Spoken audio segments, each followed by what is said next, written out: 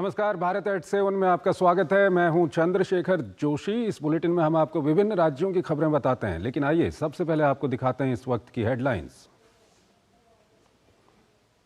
प्रधानमंत्री ने संगम नगरी को दी 5,500 करोड़ रुपए की विकास परियोजनाओं की सौगात। कहा, देश की आध्यात्मिक और सांस्कृतिक पहचान को नई ऊंचाइयों पर ले जाएगा महाकुंभ।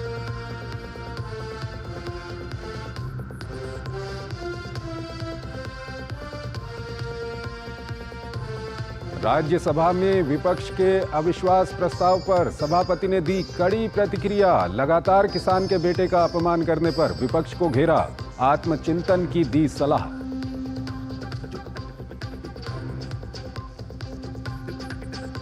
लोकसभा में संविधान पर चर्चा। सत्ता पक्ष से रक्षा मंत्री राजनाथ सिंह ने की शुरुआत। कहा, संविधान का अपमान करना कांग्रेस की पुरानी आदत। सपा अध्यक्ष अखिलेश यादव ने भी संविधान को बचाने की बात कही।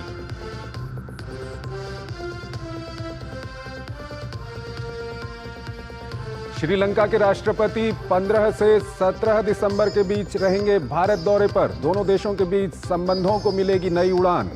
कनाडा में बदलती स्थितियों के चलते भारतीयों को सतर्क रहने की विदेश मंत्रालय की सलाह।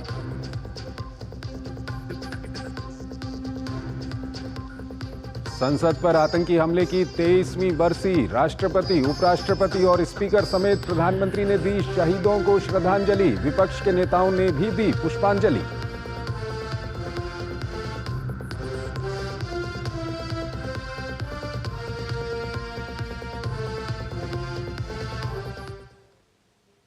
और आइए सबसे पहले आपको बिहार की ओर लिए चलते हैं और बताते हैं कि किस तरह से यहां पर अब स्कूलों की जो स्थिति है वो बदल रही है। स्कूल किस तरह से हाईटेक हो रहे हैं।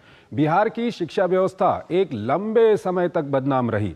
हालांकि पिछले एक दशक से इसमें सुधार के सारे उपाय किए जा रहे हैं। स्कूलों में शिक्षकों की उपलब्धता के साथ अब गुणवत्ता पर भी काम किया जा रहा है। शिक्षा विभाग के अपर मुख्य सचिव एस सिद्धार्थ ने नया आदेश निकाला है। इसके तहत वो खुद रोज 10 स्कूलों में वीडियो कॉल करके शिक्षकों से बात करेंगे। ये रिपोर्ट देखिए। बिहार शिक्षा विभाग के नए फरमान से शिक्षकों के बीच खलबली। बिहार के सरकारी स्कूलों की शिक्षकों की होगी कड़ी निगरानी। एसीएस एस सिद्धार्थ रोजाना 10 स्कूलों के शिक्षकों से करेंगे वीडियो कॉल पर बात। जिलों में पदाधिकारी 10 स्कूलों के शिक्षकों को करेंगे औचक वीडियो कॉल। शिक्षकों से स्कूल की पढ़ाई और उनकी क्लास के प्रोग्रेस के बारे में करेंगे बात। सुपौल के स्कूल में कम उपस्थिति और मध्याह्न भोजन में अनियमितता पर मांगा स्पष्टीकरण। शिक्षा विभाग के पदाधिकारी स्कूल शिक्षकों से बातचीत कर रिपोर्ट करेंगे तैयार। बिहार सरकार शिक्षा की गुणवत्ता बढ़ाने पर काम कर रही है। इसी कड़ी में शिक्षा विभाग के अपर मुख्य सचिव एस सिद्धार्थ ने नया आदेश दिया है। एसीएस एस सिद्धार्थ अब रोज खुद राज्य के 10 स्कूलों के शिक्षकों से वीडियो कॉल पर बात करेंगे। इसे लेकर उन्होंने अपना मोबाइल नंबर भी जारी किया है। जबकि अन्य जिलों में शिक्षा विभाग के पदाधिकारियों को भी हर दिन स्कूल शिक्षकों से बातचीत कर रिपोर्ट तैयार करने का आदेश दिया गया है। एस सिद्धार्थ ने बीते दिनों राज्य के ग्रामीण क्षेत्र के सरकारी विद्यालयों का कुछ गुप्त लोगों के माध्यम से निरीक्षण करवाया था। इसमें बताया गया कि कई शिक्षक हाजिरी लगाकर ड्यूटी से गायब रहते हैं। हालांकि शिक्षा विभाग के अपर मुख्य सचिव के फैसले से शिक्षकों में हड़कंप मच गया है। एसीएस एस सिद्धार्थ ने पटना में बैठे बैठे करीब 250 किलोमीटर दूर पश्चिम चंपारण के एक स्कूल में अचानक वीडियो कॉल करके स्कूल के शिक्षक और हेडमास्टर से बात की। उन्होंने वीडियो कॉल कर प्रधानाचार्य को पूरे स्कूल को दिखाने को कहा और स्कूल में बच्चों की कम उपस्थिति पर चिंता जाहिर की। अपर मुख्य सचिव की अच्छी पहल है और उन्होंने अभी वीडियो कॉल के माध्यम से गुणवत्तापूर्ण शिक्षा पर शिक्षकों से सीधे बात करना चाहा है ताकि विद्यालय की पूरी स्थिति पता चल सके। जांच रिपोर्ट में ये बात भी सामने आई कि एक स्कूल में 523 छात्र छात्राओं की जगह सिर्फ 116 स्टूडेंट्स ही उपस्थित थे, जबकि पिछले एक सप्ताह के दौरान 350 से अधिक बच्चों की उपस्थिति दर्ज थी। ऐसे में इस बात की आशंका जताई गई कि उनकी ओर से छात्र छात्राओं की वास्तविक उपस्थिति से 3 गुना से अधिक उपस्थिति दर्ज कर मध्याह्न भोजन योजना की राशि और खाद्यान्न का दुरुपयोग किया जाता है। प्रदेश के आलोक में विभिन्न स्कूलों का निरीक्षण किया जा रहा है। इसमें विशेष रूप से ऑनलाइन माध्यम से भी निरीक्षण करने का निर्देश प्राप्त है। इसमें जितने भी हमारे सरकारी विद्यालय हैं वहाँ पर टीचरों की उपस्थिति, छात्र छात्राओं की उपस्थिति, साथ ही साथ वहाँ पर इंफ्रास्ट्रक्चर जिस भी चीज की कुछ अगर कमी है, किस प्रकार से कार्यकलाप हो रहा है, मिड डे मील इत्यादि की जांच की जा रही है। बिहार में हाल के दिनों में लाखों की संख्या में शिक्षकों की बहाली राज्य सरकार ने की है। इसके बाद स्कूलों में शिक्षकों की कमी की परेशानी लगभग खत्म हो गई है। ऐसे में अब सरकार और शिक्षा विभाग का ध्यान शिक्षा की गुणवत्ता को बढ़ाने पर है। वीडियो कॉल में कई स्कूलों की स्थिति संतोषजनक देखने को मिली है, जबकि जिन स्कूलों में स्थिति अच्छी नहीं थी वहां के प्रधानाध्यापक को तलब किया गया है। हालांकि इस पहल की माता पिता सराहना कर रहे हैं। डीडी न्यूज के लिए पटना से मधुरेश नारायण। अगली खबर की ओर आपको लिए चलते हैं। केंद्रीय गृह मंत्री अमित शाह ने वर्ष 2026 तक बस्तर से नक्सलवाद को समाप्त करने का जो लक्ष्य दिया था, इसे पूरा करने के लिए छत्तीसगढ़ की डबल इंजन सरकार में सुरक्षा बल के जवानों ने पूरी ताकत झोंक दी है, जिसे लेकर केंद्रीय गृह मंत्री अमित शाह 2 दिवसीय छत्तीसगढ़ प्रवास पर आ रहे हैं। देखिए छत्तीसगढ़ से हमारे संवाददाता सोमेश पटेल की यह खास रिपोर्ट। नक्सल प्रभावित स्टेट में 48 घंटे तक रहेंगे अमित शाह। मार्च 2026 से पहले होगा नक्सलवाद का खात्मा। अमित शाह ने ठाना ढहेगा लाल आतंक का आखिरी किला। 3C से टूटेगी नक्सलियों की कमर। 3C यानी रोड कनेक्टिविटी, मोबाइल कनेक्टिविटी और फाइनेंशियल कनेक्टिविटी। आदिवासी क्षेत्रों के विकास में नक्सलवाद सबसे बड़ी बाधा। वामपंथी उग्रवाद के खिलाफ जीरो टॉलरेंस।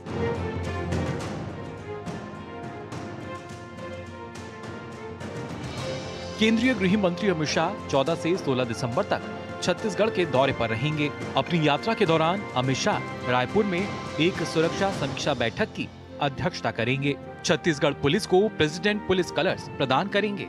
नक्सल प्रभावित क्षेत्र जगदलपुर में भी गृह मंत्री पहुंचेंगे। वहां पर शाह आत्मसमर्पण करने वाले माओवादियों, स्थानीय लोगों और बुद्धिजीवियों के साथ बातचीत करेंगे। इसके बाद वे बस्तर ओलंपिक समापन समारोह में शामिल होंगे। जगदलपुर में ही वामपंथी उग्रवाद के पीड़ित परिवारों से भी अमित शाह मुलाकात करेंगे। केंद्रीय गृह मंत्री अमित शाह घने जंगल में सुरक्षा शिविरों का दौरा करेंगे। वे सुरक्षा बलों के जवानों के साथ लंच भी करेंगे। केंद्रीय मंत्री अमित शाह के बस्तर दौरे के पहले छत्तीसगढ़ में बड़ा एनकाउंटर भी हुआ है और सुरक्षा बलों ने 9 नक्सलियों को मार गिराया है। छत्तीसगढ़ के मुख्यमंत्री विष्णुदेव साय ने कहा है कि उनकी सरकार छत्तीसगढ़ में नक्सलवाद के खात्मे की ओर तेजी से बढ़ रही है। हमारे देश के यशस्वी गृह मंत्री श्री अमित शाह जी मार्च 2026 तक ये नक्सलवाद को पूरे देश से समाप्त करने का संकल्प लिया है और उस दिशा में डबल इंजन की सरकार के कारण भी इस लड़ाई में हम लोगों को लाभ हो रहा है। बस्तर के आईजी सुंदराज पी का कहना है कि गृह मंत्री अमित शाह बस्तर ओलंपिक के समापन समारोह में शामिल होने के लिए बस्तर आ रहे हैं। बस्तर ओलंपिक्स का आयोजन की जा रही है, उसका आयोजन का संभागीय स्तर जो फाइनल कार्यक्रम 13 दिसंबर से लेकर 15 दिसंबर तक प्रस्तावित है। जो 15 दिसंबर को जो समापन कार्यक्रम में माननीय केंद्रीय गृह मंत्री महोदय और छत्तीसगढ़ राज्य के मुख्यमंत्री महोदय और छत्तीसगढ़ राज्य के गृह मंत्री महोदय एवं अन्य सभी वरिष्ठ जनप्रतिनिधिगण शामिल होने का।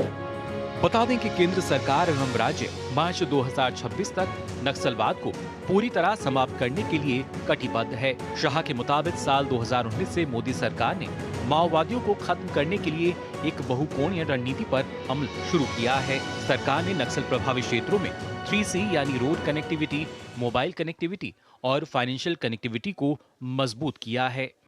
केंद्र की मोदी सरकार छत्तीसगढ़ के बस्तर से नक्सलवाद को खत्म करने को लेकर गंभीर है। केंद्रीय मंत्री अमित शाह का छत्तीसगढ़ दौरा नक्सलवाद को खत्म करने को लेकर अहम माना जा रहा है, क्योंकि उन्होंने पिछले दौरे के दौरान छत्तीसगढ़ से 2026 तक नक्सलवाद को खत्म होने का दावा किया था। इस दौरे के दौरान बस्तर में नक्सल विरोधी अभियानों की समीक्षा करेंगे, साथ ही आत्मसमर्पण करने वाले माओवादियों के पुनर्वास और ग्रामीण क्षेत्रों में विकास की कार्यों की प्रगति का जायजा भी लेंगे। Somesh Patel, DD news, Chhattisgarh.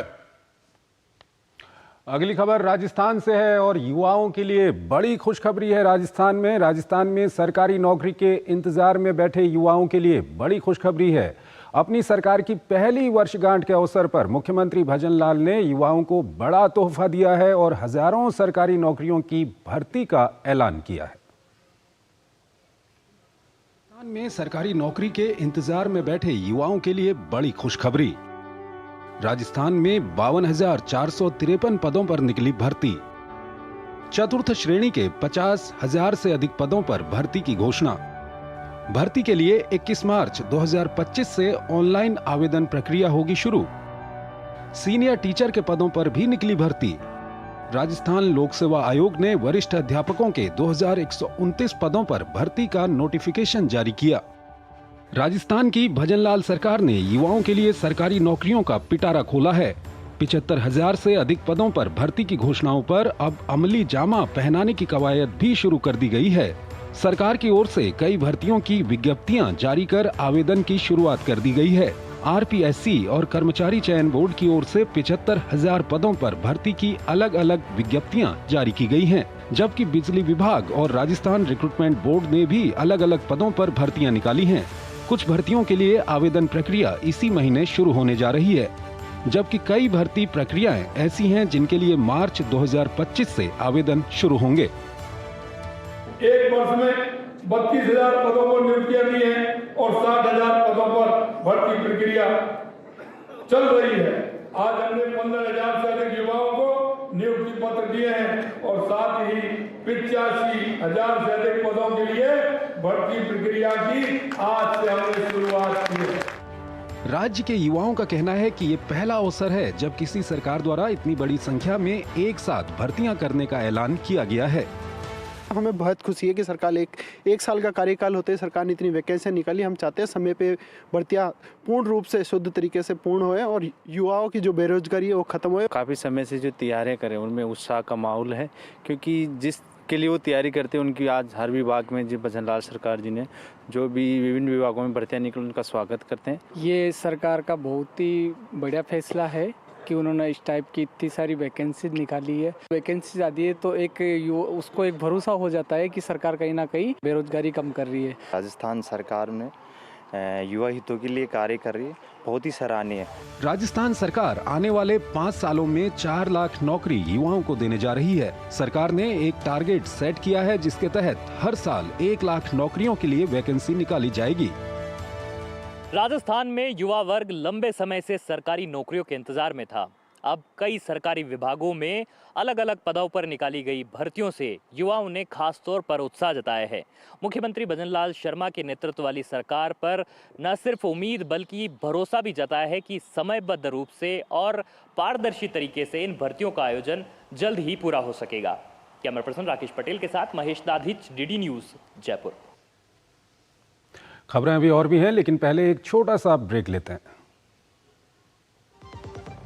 खुद को पैम्पर करिए MDH बादाम रोगन के साथ, जो आपको संवारे, निखारे और नरिश करे। चमके चमके हाँ, दमके दमके त्वचा में समाए, हाइड्रेट करे, हर उम्र की त्वचा का पोषण करे। You deserve the purity.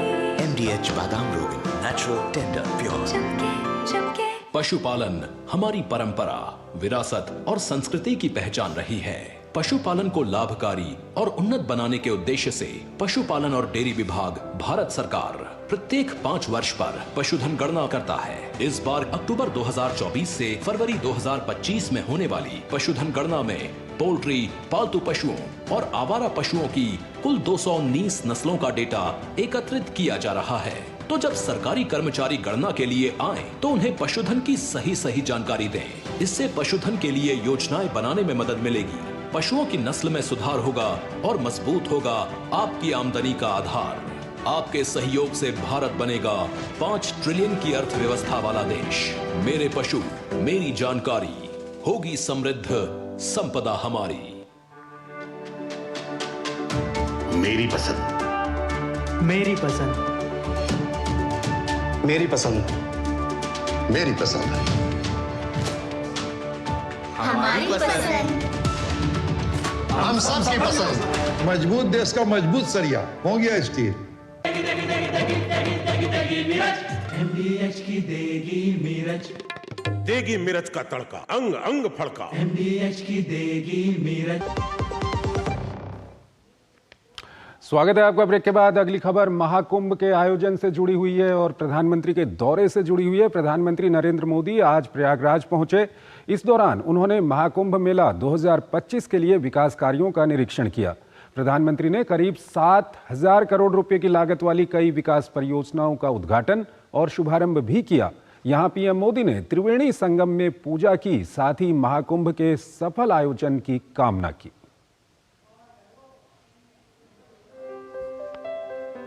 ये केवल 3 पवित्र नदियों का ही संगम नहीं है। प्रयाग के बारे में कहा गया है, माघ मकरगत रवि जब होई, तीरथ पति ही आव सब कोई। जब सूर्य मकर में प्रवेश करते हैं, सभी दैवीय शक्तियां, सभी तीर्थ, सभी ऋषि, महर्षि, मनीषी प्रयाग में आ जाते हैं, जहां धर्म, अर्थ, काम, मोक्ष चारों पदार्थ सुलभ है, वो प्रयाग है। महाकुंभ 2025 के भव्य आयोजन की सफलता को लेकर प्रधानमंत्री नरेंद्र मोदी ने संगम तट पर पहुंचकर आशीर्वाद मांगा। उन्होंने कुंभ कलश का पूजन किया और तीर्थराज प्रयाग की आरती उतारी। नए घाट, सरस्वती कूप का रीडेवलपमेंट, अक्षय वट कॉरिडोर, लेटे हनुमान का कॉरिडोर का प्रधानमंत्री ने लोकार्पण और उद्घाटन किया। पिछले कुंभ में भी मुझे संगम में स्नान करने का सौभाग्य मिला था और आज इस कुंभ के आरंभ से पहले मैं एक बार फिर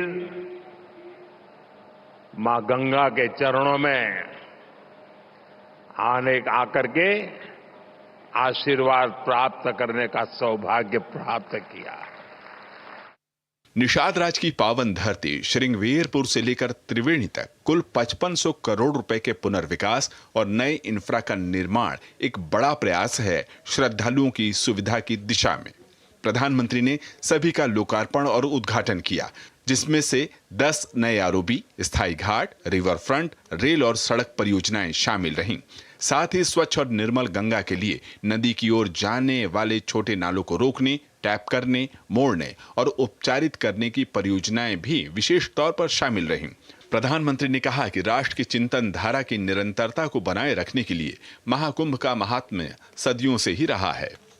महाकुंभ हजारों वर्ष पहले से चली आ रही हमारे देश की सांस्कृतिक, आध्यात्मिक यात्रा का पुण्य और जीवंत प्रतीक है। एक ऐसा आयोजन जहां हर बार धर्म, ज्ञान, भक्ति और कला का दिव्य समागम होता है। और इसलिए मैं फिर एक बार कहता हूं, ये महाकुंभ एकता का महायज्ञ है। महाकुंभ 2025 की तैयारियों को लेकर प्रधानमंत्री ने कहा कि प्रयागराज कुंभ तकनीक और संस्कृति का अद्भुत समागम होगा। उन्होंने भव्य आयोजन के लिए अग्रिम बधाई दी। प्रधानमंत्री ने विशेष तौर पर सफाई कर्मियों की सेवा की सराहना की। प्रयागराज से अजय और अश्वनी मिश्र के साथ ब्यूरो रिपोर्ट, डीडी न्यूज। अगली खबर की ओर आपको लिए चलते हैं और बताते हैं कि किस तरह से दिल्ली में यमुना का दम घुट रहा है। दिल्ली में यमुना नदी के प्रदूषण पर खूब हंगामा होता है। इसे साफ करने के वादे भी किए जाते हैं। यमुना की सफाई पर दिल्ली की आप सरकार ने पिछले 10 से 11 सालों में पैसा पानी की तरह बहाया है। हालांकि तमाम दावों और वादों के बावजूद यमुना नदी का प्रदूषण घटने की जगह बढ़ता ही जा रहा है। देखिए हमारे संवाददाता गिरीश निशाना की ये खास रिपोर्ट। दिल्ली में यमुना नदी की सफाई के भले ही बड़े बड़े दावे किए गए हों, लेकिन आज भी यमुना नदी की स्थिति दयनीय बनी हुई है। किस तरह की है ये स्थिति, इस पर ज़्यादा बात करने के लिए हमारे साथ मौजूद हैं राहुल प्रहरी जी, जो पर्यावरणविद हैं और जिन्होंने दिल्ली के अंदर पैदल यात्रा की अपनी, जहाँ से यमुना नदी की शुरुआत होती है दिल्ली में और जहाँ पर ख़त्म होती है। बात करते हैं। जब यमुना नदी दिल्ली में आती है तो जीवित होती है, लेकिन जब दिल्ली से नदी जाती है तो मर जाती है, जैविक रूप से तो मर जाती है। ऐसा मुझे यात्रा करने के बाद ज्ञात हुआ। 22 से अधिक नाले ऐसे हैं दिल्ली के अंदर जो दिल्ली सरकार के अंडर आते हैं, जो STP यानी सीवर ट्रीटमेंट प्लांट होता है, जिसका काम होता है घरों से निकलने वाला जो मलमूत्र गंदा जल होता है उसको शुद्ध कर करके एक नॉर्मल लिमिट के अंदर, यानी BOD, COD, TSS की एक मात्रा होती है, उस मात्रा पे फिल्टर करने के बाद नदी के अंदर वो पानी आए, जिससे नदी की जो प्रकृति है वो बिगड़े ना। अब समझ में ये चीज़ नहीं आती है कि जब हमारे पास एक सिस्टम है, व्यवस्था है, उसके बाद भी STP प्रॉपर काम क्यों नहीं कर रहे हैं विद इन लिमिट्स। जहाँ हम खड़े हैं यहाँ तक आते आते यमुना नदी का BOD 25, 30, 28 ये रहता है, यानी 5 से ऊपर BOD के पानी को हम नहाने धोने हाथ लगाने के लिए उपयोग नहीं कर सकते। जैसे ही आप कलिंदी कुंज घाट जो ओखला बैराज का अंतिम छोर है वहाँ जाएंगे, वो दिल्ली यमुना का मोस्ट पोल्यूटेड स्ट्रेच आपको मिलेगा। वहाँ अबू फजल ड्रेन भी आपको गिरता हुआ दिखाई देगा। शहादरा दिल्ली का तीसरा बड़ा नाला भी वहाँ आपको गिरता हुआ दिखाई देगा। यानी वहाँ जाने के बाद आप नदी और नाले में अंतर नहीं कर सकते। तमाम सरकारें आई दिल्ली के अंदर, उन्होंने बड़े बड़े दावे किए नदियों को साफ करने को लेकर, लेकिन ग्राउंड रियलिटी ये है कि ज़मीन पर जो STP है वो काम नहीं कर रहा है। क्या यमुना नदी इस समय नहाने योग्य है या इस्तेमाल करने योग्य है? बिल्कुल छूने योग्य भी नहीं है। आपको स्किन डिजीज हो सकती है, और मैं तो कहता हूँ दिल्ली सरकार को एक डाटा भी देना चाहिए कि वाटरबोर्न डिजीज, हेपेटाइटिस A, पीलिया, जॉइंटिस, आंतों का बुखार, त्वचा संबंधी रोग, ऐसी तमाम बीमारियां इस दूषित जल के कारण उत्पन्न होती हैं। मनुष्य तो फिर भी कुछ ना कुछ व्यवस्था करके पी पा रहा है, लेकिन मेरे पीछे आप देख रहे होंगे कुछ पशु आपको दिखाई दे रहे होंगे, वो इसी जल को पीते हैं, यानी कि उनके इंटरनल ऑर्गन खराब होना तय है। हमारे साथ पर्यावरणविद दीपक मगध हमारे साथ मौजूद हैं। अभी यमुना के विषय में हाल में ही हमने अभी दिल्ली जल बोर्ड का एक रिपोर्ट पढ़ा था। उस रिपोर्ट में यह बताया गया कि वर्ष 2013 से अभी तक दिल्ली जल बोर्ड द्वारा यमुना की साफ सफाई हेतु 1508 करोड़ की राशि, सरकारी राशि खर्च की गई, लेकिन यमुना की हालत जैसे थी वैसे ही है। तो हम देखते हैं कहीं कुछ व्यवस्थाओं में कमी रही। इसका यदि उचित व्यवस्था और प्रबंधन किया जाता तो आज यमुना साफ होता और लोगों के लिए बड़ा सही रहता। दिल्ली जल बोर्ड ने भी पिछले 10-11 सालों में 1508 करोड़ रुपए यमुना की सफाई पर खर्च कर दिए, लेकिन यमुना आज भी मैली की मैली ही दिखाई दे रही है। कैमरामैन विश्वबंधु के साथ गिरीश निशाना, DD न्यूज, दिल्ली। खबरें अभी और भी हैं, लेकिन पहले एक छोटा सा ब्रेक लेते हैं।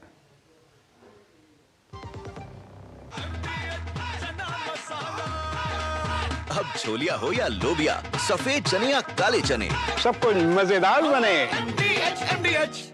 डॉक्टर जादू, ये प्रीमियम क्या होता है? बेटा प्रीमियम मतलब समझ लो पेट्रोल। जब तक कार में पेट्रोल है तब तक कार चलेगी, पेट्रोल खत्म कार स्टॉप। पर पापा, इस बार पेट्रोल खत्म होने पर भी कार चलती रहेगी। वो कैसे? LIC के जीवन लाभ में प्रीमियम पेमेंट हो जाए स्टॉप, पर पॉलिसी के फायदे चलते रहते हैं। मतलब अब लाइफ की गाड़ी चलेगी नॉन स्टॉप। LIC हर पल आपके साथ। जब धरती चीर कर निकलता है लोहे का पत्थर और मिलता है मोंगिया के जोश से, फिर तपता है, पिघलता है और बनता है फौलाद। अब होता है सरिया सारी खूबियों के साथ। मोंगिया स्टील, मजबूत देश का मजबूत सरिया। MDH का किचन किंग किचन में हो तो हम सब कुछ बना सकते हैं। बैंगन का भरता, आलू गोभी, भिंडी और भी बहुत कुछ।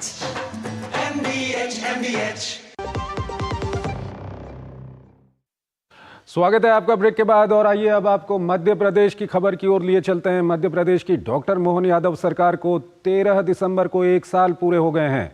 मध्य प्रदेश में चल रही इस डबल इंजन सरकार के 1 साल के रिपोर्ट कार्ड को गुरुवार को CM मोहन यादव ने पत्रकारों के सामने रखा।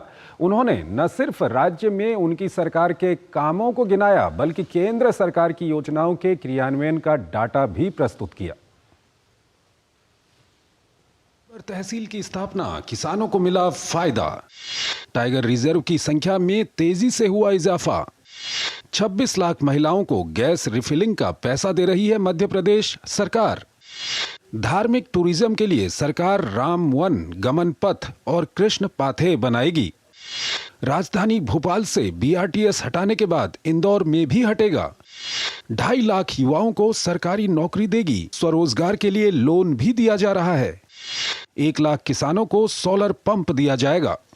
1 साल पहले जब मध्य प्रदेश में चुनाव हुए थे तब भारतीय जनता पार्टी ने मध्य प्रदेश की जनता के सामने 456 संकल्प लिए थे। उनमें से 1 साल में 45 संकल्पों को पूरा कर लिया गया है और 250 से ज़्यादा संकल्पों पर बहुत तेज़ गति से काम चल रहा है। अपने 1 साल पूरे होने पर डॉक्टर मोहन यादव ने मध्य प्रदेश की जनता के सामने 1 साल का रिपोर्ट कार्ड पेश किया है। मध्य प्रदेश सरकार को 13 दिसंबर को 1 साल पूरा हो रहा है। उससे एक दिन पहले यानी 12 दिसंबर को मुख्यमंत्री डॉक्टर मोहन यादव ने सरकार का रिपोर्ट कार्ड पेश किया। उन्होंने बताया कि पिछले 1 साल में उनकी सरकार ने अंतिम पंक्ति के व्यक्ति के विकास के लिए काम किया है। राज्य स्तरीय रोजगार के आपके 7 लाख युवाओं को 5,000 से अधिक लगातार स्वरोजगार के लिए भी हम ऋण दे रहे हैं और ये इंडस्ट्रियल कॉरिडोर बना रहे हैं पूरे प्रदेश में। तो लगभग हमारे यहाँ 4 लाख करोड़ के निवेश के साथ 3 लाख युवाओं को रोजगार के लिए अवसर मिलेंगे। इतना ही नहीं, डॉक्टर मोहन यादव ने केंद्र सरकार की योजनाओं पर राज्य में हुए क्रियान्वयन के आंकड़े भी प्रस्तुत किए।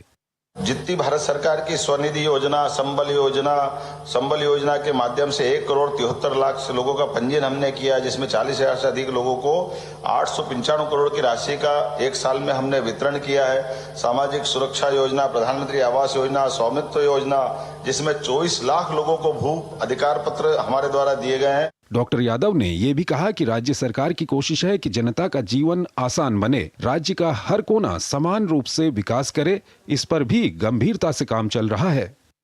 मध्य प्रदेश में पिछले 1 सालों में डॉक्टर मोहन यादव की सरकार में सुशासन को लेकर बहुत काम हुआ है। साथ ही किसान, गरीब, युवा और महिलाओं की जिंदगी आसान हो, इस पर भी फोकस किया गया है। इतना ही नहीं, मध्य प्रदेश में जो लंबे समय से कई प्रोजेक्ट अटके हुए थे, उनके भी निपटान का काम इन 1 सालों में हुआ है।